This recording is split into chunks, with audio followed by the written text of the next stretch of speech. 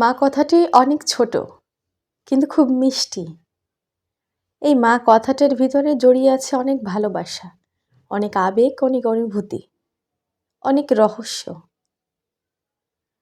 মা এমন একজন ব্যক্তি যিনি আপনাকে 10 মাস 10 দিন গর্ভধারণ করে যখন এই পৃথিবীর আলো দেখায়, তখন থেকে মনে হয় যেন পুরো পৃথিবীটাই আপনি তার কাছে। প্রত্যেকটা সন্তানকেই সে ঠিক এমনভাবে আগলে রাখে, কখনো একটা সন্তানের সাথে অন্য সন্তানের কম্পেয়ার করে না। কখনো এটা ভাবে না যে আমার 2 চোখে আমার সন্তানগুলো আলাদা আলাদা। কখনো মা তার সন্তানকে এমন কোনোভাবে ট্রিট করে না যেটা দেখে তার সন্তানরা এমনটা বলতে পারে যে তুমি আমাদেরকে আলাদা আলাদা করে ভালোবাসো, তোমার ভালোবাসাটা ভাগাভাগি করে নিয়েছো। প্রত্যেকটা সন্তানকে মা একদম সঠিক আর প্রপারভাবে ভালোবাসে। মনে হয় যেন ভালোবাসাটা সবার মাঝে ভাগ করে দিয়েছে। এই মা আপনাকে যেদিন আপনি তার গর্ভে প্রথম আসেন, সেদিন থেকে তার আনন্দটা শুরু হয়। মনে হয় যেন পুরো দুনিয়া তার হাতের মুঠোয়। পৃথিবীর সবচাইতে বেশি সুখ কি জানেন? যখন একটা মেয়ে নারী থেকে মাতৃত্বের স্বাদ অনুভব করে। এই মাতৃত্বের স্বাদটা আপনি আমার মাকে দিয়েছি, তাই তো সে অনেক খুশি, অনেক কৃতজ্ঞ আমাদের প্রতি। আমাদেরকে অনেক ভালোবাসে, তার জীবনের চাইতেও বেশি ভালোবাসে। এই মাকে আমরা কতটা ভালোবাসি?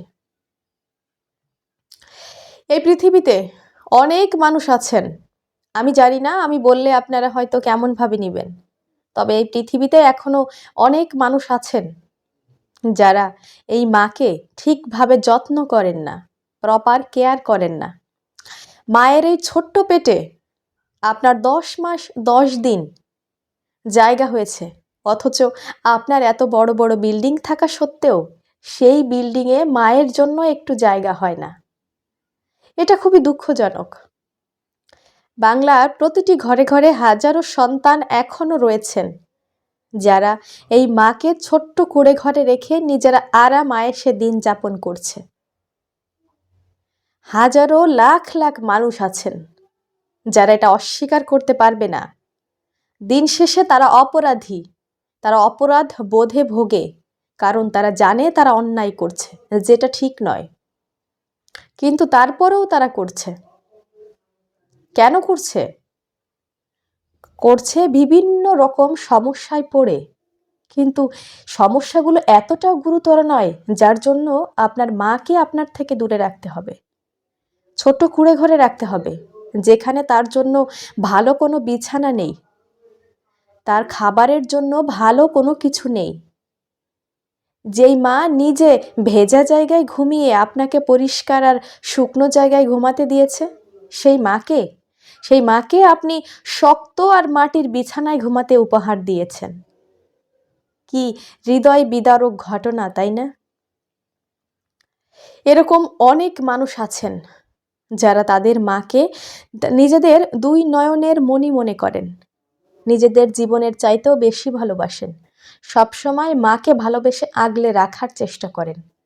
আবারও এরকম অনেক মানুষ আছেন যারা নিজেদের মাকে নিজেদের বোঝা মনে করেন মা যতদিন জীবিত আছে আমার শুধু সমস্যা আর সমস্যা।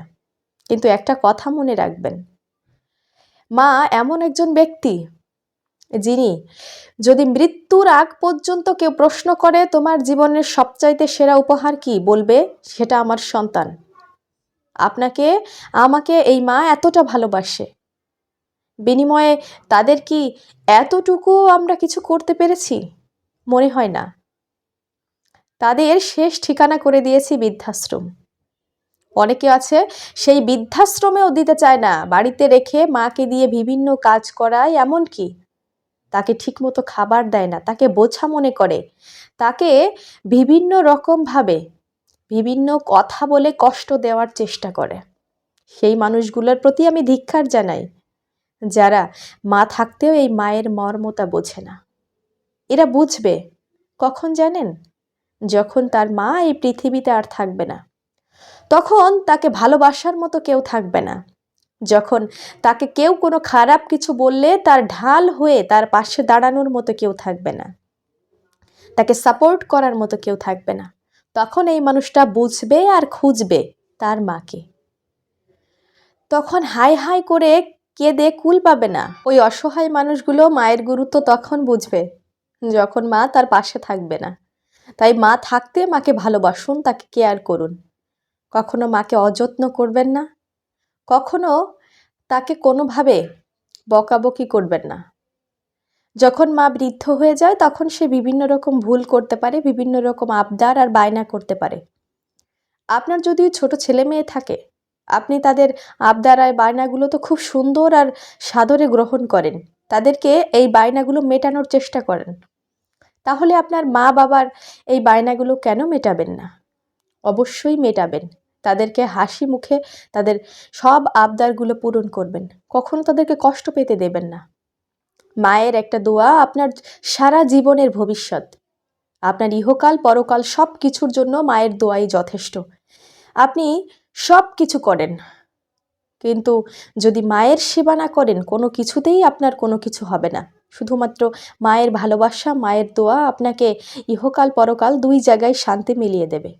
এই জন্য সবসময় মায়ের কেয়ার করুন, মাকে ভালোবাসুন, তাকে প্রপার রেসপেক্ট করুন। কারণ একবার যদি এই মানুষটা আপনার জীবন থেকে সরে যায়, তাকে কখনো আপনি আর ফিরে পাবেন না। কিন্তু তাকে না ফিরে পাওয়ার যে যন্ত্রণাটা, সেটা সারা জীবন আপনাকে কুড়ে কুড়ে খাবে। থাকতে মূল্য দিতে শিখুন। ধন্যবাদ সবাইকে।